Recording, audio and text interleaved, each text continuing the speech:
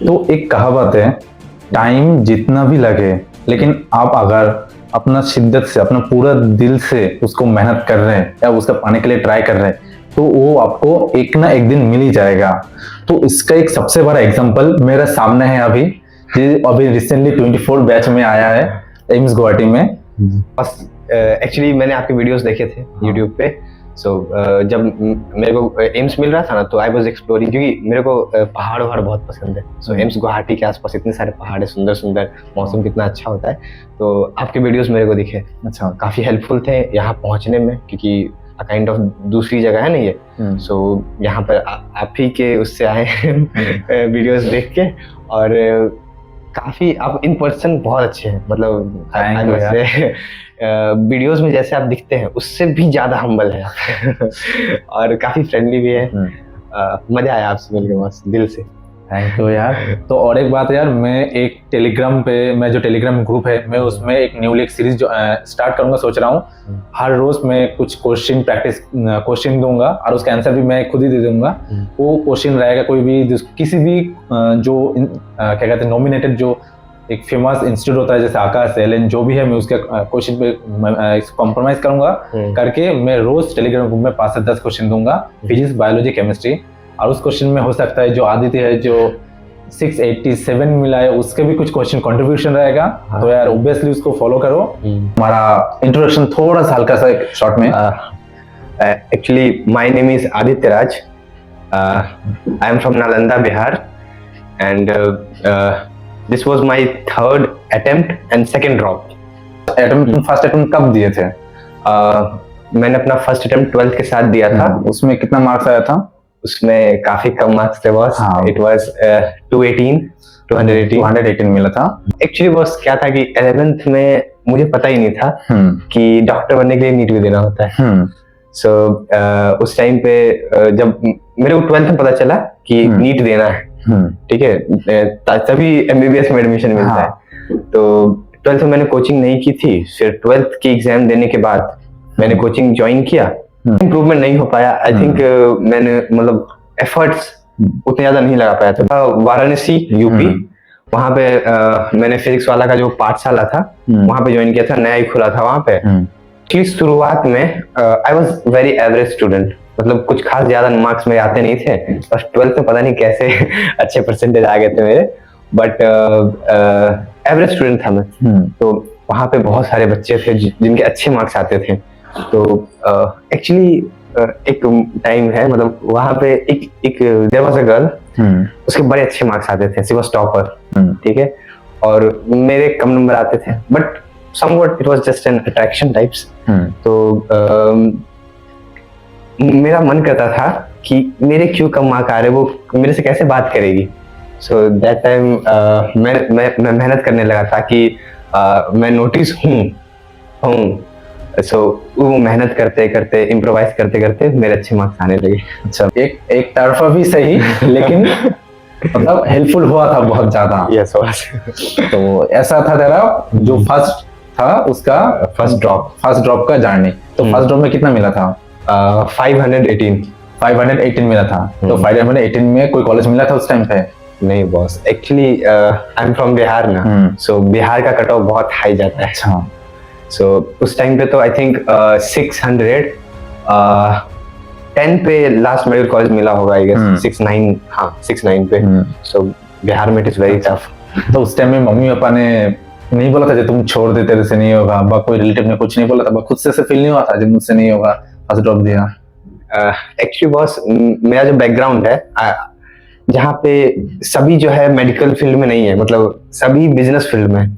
So nobody is very study enthusiast, बहुत ज्यादा पढ़ने में वगैरह, बट दे प्रमोट स्टडी। अच्छा। सो मेरे लिए काफी आसान था, बिकॉज मेरे जितने भी सब लोग कहते हैं ना टॉक्सिक रिलेटिव्स, ऐसा मेरे बिल्कुल भी नहीं थे।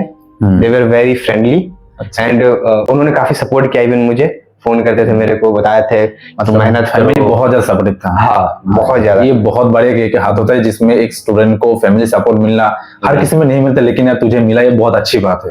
फैमिली सपोर्ट बहुत इंपॉर्टेंट होता है यार, है कि नहीं? तो फिर तूने फिर से प्रिपरेशन शुरू किया। अभी तूने सेकंड ड्रॉप में कहाँ शुरू किया प्रिपरेशन? सेकेंड ड्रॉप में I took admission in Patna itself, मतलब कोटा जाने का मन था मेरा, बट फाइनेंशियली उतना ज्यादा नहीं था मेरे में। सो मैंने पटना में एडमिशन किया, very well known institute in Patna, goal village. So वहां पर माहौल काफी अच्छा था, इसीलिए एफर्ट्स अच्छे लगा पाए मैंने और अच्छे मार्क्स आ गए। तो मैं जानना चाहूंगा, जब तूने वो बिहार में जिस तूने कोचिंग सेंटर में पढ़ा था, उसमें ड्यूरिंग तुझे जो मुश्किलें आया था, जो कोचिंग वालों ने जो प्रॉब्लम किया था, जो तेरा नीट ड्यूरिंग, तो उसको कैसे हेल्प किया था? This is really a very interesting story. तो जानना चाहेंगे थोड़ा सा। बस क्या था कि इसे जो गोल विलेज है वहाँ पे बॉयज का अलग गर्ल्स का अलग तो है ही। सो वहाँ पे क्या होता है कि जैसे पहले मैं प्रॉब्लम्स बताता हूँ मैंने क्या क्या प्रॉब्लम्स फेस किए। सो फर्स्ट प्रॉब्लम था ड्यूरिंग नीट एग्जामिनेशन कि मेरे को पेपर लेट मिला था। हाँ, कितना मिनट? 7 मिनट। 7 मिनट 7 मिनट भी बहुत इंपॉर्टेंट होता है यार, तो बहुत स्ट्रेस आ जाता है, खासकर इतना ज्यादा कॉम्पिटिटिव। हाँ वही तो, एक नेशनल लेवल के एग्जाम में 7 मिनट लेट, एक मिनट के उधर बहुत इंपॉर्टेंट होता है। हाँ, तो जब तुमको 7 मिनट लेट मिला तो एक बहुत ज्यादा स्ट्रेस आया होगा। हाँ बस बहुत ज्यादा। फिर आगे तो और दूसरा प्रॉब्लम मैंने फेस किया था कि मेरे को जो रूम अलॉट हुआ था फॉर एग्जामिनेशन वो टॉप मोस्ट फ्लोर पे था। सो गर्मी का टाइम था, मई में जानते हो कितनी गर्मी होती है बिहार में। सो इतना वो मतलब हीट वेव्स आ रहे थे मेरे को, उसके कारण सिर हेडेक होने लगा था। But thanks to my institute goal village क्या हुआ था कि वहाँ पे हम लोगों को अलग ही तरीके से ट्रेन किया गया था। किस टाइप का ट्रेन किया था थोड़ा सा? जैसे फर्स्ट था कि हम लोगों को कभी भी अनाउंस हो जाता था कि सरप्राइज टेस्ट है। Surprise test? हाँ surprise test. It can be रात के 2 बजे। रात के 2 बजे भी सरप्राइज टेस्ट होता है? उठ के जाना है आपको। अनाउंसमेंट भोपू लगा हुआ रहता था। हाँ। उसमें अनाउंसमेंट होता था कि असेंबल आप लोगों का सरप्राइज टेस्ट है, हम लोगों को देना था। कभी भी किसी भी टाइम पे हो जाता था। और even the best part is कि हम लोगों को जो कई बार टेस्ट हुए बहुत ही खराब कंडीशंस में हुआ, लाइक बेंच हिल रहे थे। अच्छा, ठीक है, फैन ऑफ, गर्मी में, बकायदा गर्मी में, दोपहर के 2 बजे। जस्ट इमेजिन 2 बजे भी बहुत बार टेस्ट होता था, तो बहुत ही गर्मी में पसीना आ रहा है। उसमें भी एग्जाम्स होते थे। बाहर बगल में ही वाटर पार्क था। वहां पे रोमांटिक सॉन्ग्स भीगा ये बदन तेरा टाइप्स, और उसमें हम लोग एग्जाम दे रहे हैं। सो ये सब काफी अच्छे से ट्रेन किया मेरे को। So it was really good experience.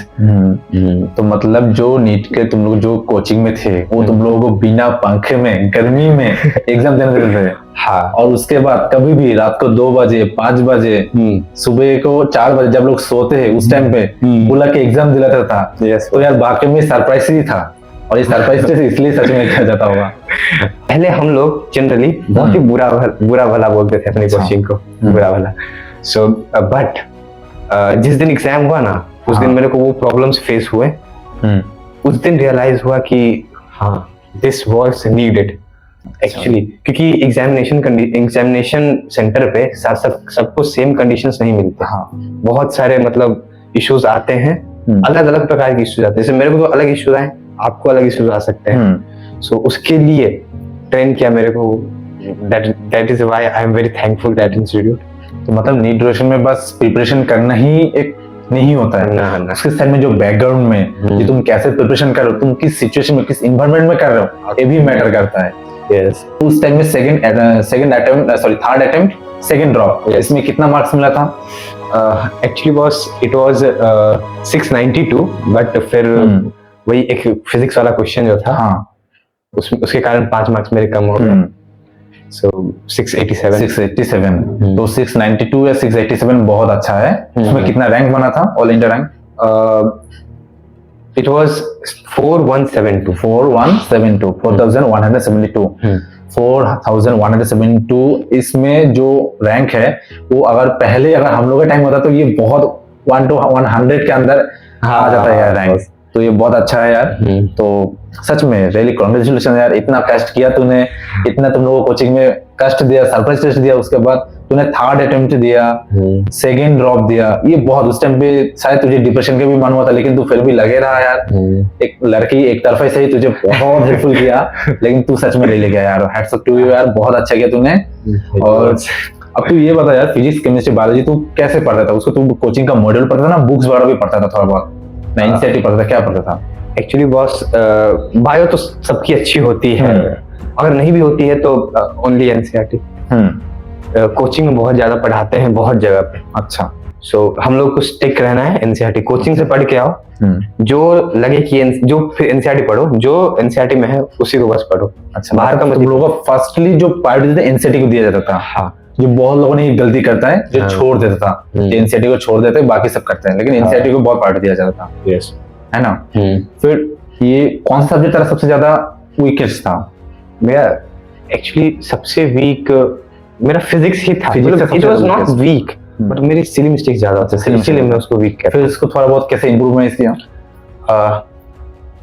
बस हमारे जो टीचर थे वही गोल विलेज में, हमारे जो टीचर थे उन्होंने एक रामबाण तरीका बताया था इसके लिए। पहले तो क्लासेस डेली अटेंड करो, बंक मत करो। दूसरा कि अंतिम के 3-4 महीने में, सॉरी 4-5 महीने में आप डेली 50 क्वेश्चंस लगाओ। हाँ, डेली 1 घंटे में लगाने की कोशिश करो। शुरुआत में 1.5-2 घंटे भी लग सकते हैं। और relevant question, chapter wise relevant question लगाओ, 50 क्वेश्चन डेली। एक टाइम फिक्स करो, डेली लगाना है, छुट्टी हो ना हो, डेली लगाओ 50 क्वेश्चन। एग्जाम हुआ था, कोचिंग में टेस्ट वगैरह होता था, तो उसमें जब अच्छा मार्क्स नहीं आता था तब डिप्रेस फील होता था? हाँ, इवन आई रिमेम्बर एक टाइम पे आई थिंक 1 महीना बचा था एग्जाम के, मेरे आए थे 592 मार्क्स। इतना बुरा लगा था, बकायदा रोना सा आ गया था मेरे को कि ये क्या हो रहा है। लेकिन आई थिंक वो टेस्ट ही गंदा था। अच्छा, आई रिमेम्बर वो बस प्री ब्लॉक से ही क्वेश्चन दे दिए थे, जो कि हट गया था सिलेबस हम लोगों का। सो इसीलिए थोड़ा सा गंदा गया था वो, बट मतलब रोना आने लग जाता है ना एक दिन तक। तो यार एक्चुअली ये भी होता है ना, कभी कभार टेस्ट में हम लोगों का परफॉर्मेंस खराब होता है, तो हम लोग खुद का कॉन्फिडेंस डाउन करते हैं, हम लोग का अच्छा प्रिपरेशन नहीं है। तो क्या ये सही है ना गलत है? क्योंकि कभी कभार क्वेश्चन होते हैं जो कोचिंग वाले बहुत हार्ड बनते हैं, जो नीट लेवल से ऊपर से बना देते हैं।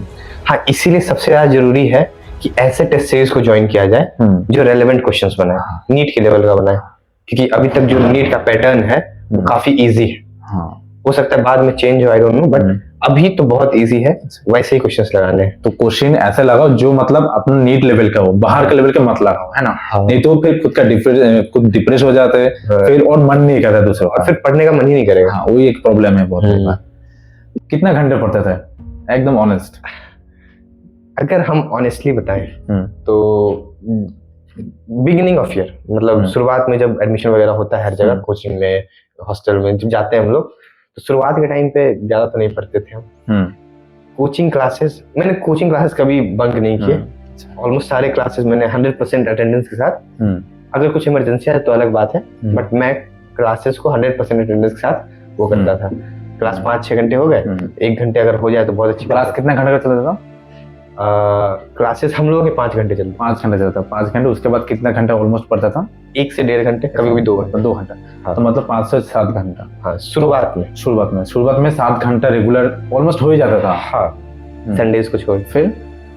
फिर उसके बाद जब अंतिम के 4 से 5 महीने आए, तो उस बीच इम्प्रोवाइजेशन स्टार्ट हुआ कि एग्जाम आ रहा है, 3rd अटेम्प्ट, 2nd ड्रॉप, सो पढ़ना तो ज्यादा होता ही। हाँ। तो स्टार्ट किया मैंने एनालाइज करना क्या करें, तो वही। फिर उसके बाद मेरे स्टडी आवर्स बढ़ के 10 हुए, 10 से 11 हुए, बट उससे ज्यादा नहीं, मैक्सिमम 10। कई बार 8 ही रहता था, क्योंकि वेरिएबल टाइम होता है ना 4 महीने का, डेली हम लोग उसको मेंटेन नहीं कर सकते। कभी 8, कभी 6 भी, क्योंकि अंतिम के टाइम पे क्लासेस भी नहीं होते ना, वो सेल्फ स्टडी का टाइम होता है, क्वेश्चन एनालाइज करने का टाइम होता है, क्वेश्चन लगाने का टाइम होता है। तो उस टाइम पे 6 घंटे भी पढ़ रहे हो तो बहुत अच्छी बात है। 6 घंटे, 7 घंटे, 8 घंटे, 10 घंटे भी जाएगा किसी दिन 11 घंटे, किसी दिन खराब मार्क्स आ गया, या फिर किसी दिन दोस्त से कंपटीशन हो गया तो 14-15 घंटे भी जा सकते हैं, बट वेरिएबल होता है ये। मतलब 10 घंटे के आसपास तुम लोग फिक्स थे लास्ट के 4 महीने? तो लोग बोलते थे 17 घंटा 20 घंटा पढ़ के करना पड़ता है यार। मत करना, वो बेवकूफ़ी है। ड्यूरिंग नीट प्रिपरेशन हम लोगों को सबसे ज़्यादा जरूरी होता है स्लीप। हाँ, पढ़ाई से भी ज़्यादा। अगर आप ज़्यादा भी मत सो लेना, 7 घंटे मैक्सिमम, 7 घंटे, 7 से 8 घंटे सो, 7 से कम मत सोना, 7 से 8 घंटे सो, ताकि आप जो पढ़ रहे हो वो दिमाग में तो रहना चाहिए ना। अभी तो बात है, अगर नहीं सोओगे तो फिर सारा वो हो जाएगा। लेकिन मुझे एक चीज था एजुकेशन पे पता चला, तो तूने जो 6 घंटा पढ़ता था, कोचिंग मिला के पढ़ोगे, वो भी तो समझना पड़ता था जी वही हो। फिर उसके बाद तूने 10 घंटा पढ़ा, तूने एक चीज का कंसिस्टेंसी एक मेंटेन रखा था, हाँ इतना घंटा मुझे पढ़ना है। ऐसा नहीं तो कभी 14 घंटा पढ़ ले, उसके बाद तूने एक दिन 1 घंटा पढ़ा, ऐसा नहीं किया। नहीं बॉस, ऐसा नहीं। तो ये सबसे अच्छी बात है ड्यूरिंग प्रिपरेशन, ये सबसे बड़ा होता है। हम लोगों का अप एंड डाउन होते रहता है, लेकिन उस टाइम में हम लोगों को जो डिसिप्लिन होता है, जो कंसिस्टेंसी होता है, उसको मेंटेन करना भी एक बहुत बड़ी बात होता है। और वो मेंटेन करना ही पड़ता है। तभी हम लोग जो 10 घंटा पढ़ रहा है या 6 घंटा पढ़ रहा है, तभी वो हम लोग के लिए बहुत इफेक्टिव फुल होता है, अगर हम लोग कंसिस्टेंसी मेंटेन कर रहे हैं तो, है ना। जो तुमने किया है, जो मुझे पता चला, इसीलिए 10 घंटे से भी 687 मिल सकता है, और मिला भी है। और सबसे दूसरा स्लीप बहुत मैटर करता है, बहुत ज्यादा, है कि नहीं, क्योंकि हम लोगों को अंदर भी रखना पड़ता है। अभी तुमने बोला, नहीं तो पूरा दिन उसके दूसरे दिन वेस्ट हो जाता है। तो कंसिस्टेंसी, डिसिप्लिन और स्लीप मेंटेन। एक चीज और हम ऐड करना चाहेंगे कि एक्सरसाइज, मतलब हाँ, जनरली लोग इग्नोर करते हैं कि पढ़ लेंगे, उसके अलावा क्या, मतलब एक्स्ट्रा टाइम मिल जाएगा 1 घंटे पढ़ने का। बट मेरा मानना है कि एक्सरसाइज करो, चाहे कुछ भी करो, योगा करो, कम से कम 20 मिनट जरूर करो। जिस दिन बहुत ज्यादा रश होता था ना, हम लोगों का शेड्यूल बहुत टाइट, कि टेस्ट है 2, ये वगैरह वगैरह पढ़ना, ये रिवाइज करना, फिर भी मैं कम से कम 20 घंटे योगा करता था। उससे आपको अभी फायदा नहीं महसूस होगा, ब्रेन को रिलैक्स मिलता है, बहुत ज्यादा रिलैक्स मिलता है। फायदा महसूस होगा अंतिम के 1 महीने में। अंतिम के 1 महीने में बहुत एंजाइटी होती है। मैंने देखा है लोगों को पागल हो जाते हैं एकदम कि भाई क्या करे क्या करे, समझ में नहीं आ रहा है। घूमने चले जाते हैं, अगर हॉस्टल में बंद है तो ऑप्शन नहीं ना घूमने जाने का, तो वो बौखला जाते हैं, एग्जामिनेशन में कुछ गड़बड़ करके आ जाते हैं। सो अंतिम के 1 महीने में अगर आपको काम रहना है और फुल एफर्ट्स मारने हैं तो एक्सरसाइज करते रहो, और मजा आएगा यार। You will enjoy, explore your body. Obviously यार, एक चाहिए ना, जब तुम पूरा दिन पढ़ रहे हो तो खुद को भी, खुद का बॉडी, खुद का माइंड को भी थोड़ा सा रिलैक्स देना चाहिए, जो तुम खुद के लिए करो। तो आदि, तुम ये बताओ, तुमको ऐसा क्या हुआ जिसके लिए तुमको लगा हाँ यार मुझे डॉक्टर बनना चाहिए, या डॉक्टर बनने में तुमने रिसर्च करना शुरू किया? फिर actually boss, I belong to a family जिसमें ज़्यादा पढ़े लिखे लोग नहीं, मतलब एवरेज, मतलब मेरे पापा भी 10th तक पढ़े हैं, मेरी मम्मी भी 4th 5th तक, मतलब बहुत कम पढ़ी लिखी है। व्हेन आई वाज 3 साल 4 साल का, तो मेरी दादी थी। अच्छा। वो, उनकी डेथ हो गई अब। पहले मतलब वो जो दादी थी उनको हुआ था कैंसर। अच्छा। सो उस टाइम पे फैमिली में बहुत ज़्यादा रश था। ओके। मतलब बहुत खराब हालत थी, मतलब किसी को पता नहीं था ना क्या करना है, कोई फैमिली में है नहीं, कोई ज़्यादा पढ़ा लिखा नहीं है, बहुत दिक्कत थी। अच्छा। मैंने देखा था, मतलब आई वाज छोटा बच्चा, उसके दिमाग में क्या ही होता है, वो बस देख रहा है फैमिली परेशान है क्योंकि कोई डॉक्टर नहीं है ना परिवार में। पापा ढूंढ रहे कोई तो मिले जो गाइड कर दे, किसी से पूछने आते वो कुछ और बताता है, वो कुछ और बताता है, एवरीबॉडी इज कंफ्यूज्ड। उसी कारण दादी की डेथ भी हो गई थी उस टाइम। दादी सब बहुत प्यारा था क्या? बहुत ज्यादा। अच्छा। मेरी मतलब ग्रैंड पेरेंट्स और जो परिवार का फर्स्ट चाइल्ड होता है उसका अलग ही कनेक्शन होता है ना। सो इसीलिए थोड़ा सा उस टाइम पे लगा था कि एक डॉक्टर तो होना चाहिए परिवार में। मतलब छोटे थे तो पापा बोल दिया पापा डॉक्टर बनूंगा मैं। पापा ने बोला ठीक है तुम पढ़ो अच्छे से, डॉक्टर बनाएंगे तुम्हें। तब ऐसा फील होता है काश में अगर कोई डॉक्टर होता, मैं ही होता, तो काश मैं दादी को कम से कम बिना ट्रीटमेंट से नहीं मरना देता। हाँ, एटलीस्ट ट्रीटमेंट तो होता उनका, बाकी तो हाथ में नहीं है। हाँ तो है यार, बहुत सही बात है यार, ये सच में होना चाहिए था, तो काश होता। तो अभी शायद तुम्हारा दादी यार जहाँ भी रहा होगा तुम उधर के खुश रहोगा क्योंकि उसका पोता भी डॉक्टर बनने जा रहा है। तो मैं तुम्हारा आगे की जिंदगी के लिए इतना एक प्रे कर सकता हूँ, जो अभी तुम एम्स गुवाहाटी में आए हो, तुम और अच्छा बनो और फ्यूचर में और अच्छा करो, तुम एक और अच्छा डॉक्टर बनो, ये मैं प्रे करूंगा भगवान के तो तुम ये नीट 25 जो अभी होने वाला है एग्जाम है, तो उसके बारे में कुछ सजेशन या कुछ एडवाइस अपना न्यू जूनियर जो होने वाला होगा जो एग्जाम होगा उसके बारे में कुछ एडवाइस? मेरे को ऐसा लग रहा है कि हमारे जो जूनियर्स हैं होने वाले जूनियर्स वो थोड़े से डरे हुए होंगे अभी, क्योंकि प्रिपरेशन टाइम में cut off। मतलब क्या एडवाइस दोगे कट ऑफ के बारे में? अब कट ऑफ से डरे हुए होंगे मतलब मेरे juniors, but I would say कि डरो मत, हिम्मत रखो, पढ़ो, एंजॉय करके पढ़ो, ठीक है। सो अच्छे से, ये नहीं कि स्लीप सेक्रीफाइस करो। और एक हॉबी मैं तो कहूँगा एक्सरसाइज ही कर लो अच्छा रहता है, मेरी हॉबी है ना। सो एक्सरसाइज कर लो और काम होगी किसी की सुनो मत, टीचर्स की सुनो ब्लाइंडली, क्योंकि बहुत अच्छा बताते हैं वो, और हो जाएगा, ठीक है, हो जाएगा। टेस्ट दो रेगुलरली, क्लास बंक मत करो और फॉलो करो एक बुक को, एनसीईआरटी। आज के लिए इतना ही था। होपफुली आप लोगों को ये वीडियो अच्छा लगा होगा। अगर कोई भी कुछ और बात हुआ तो कमेंट में बताऊं।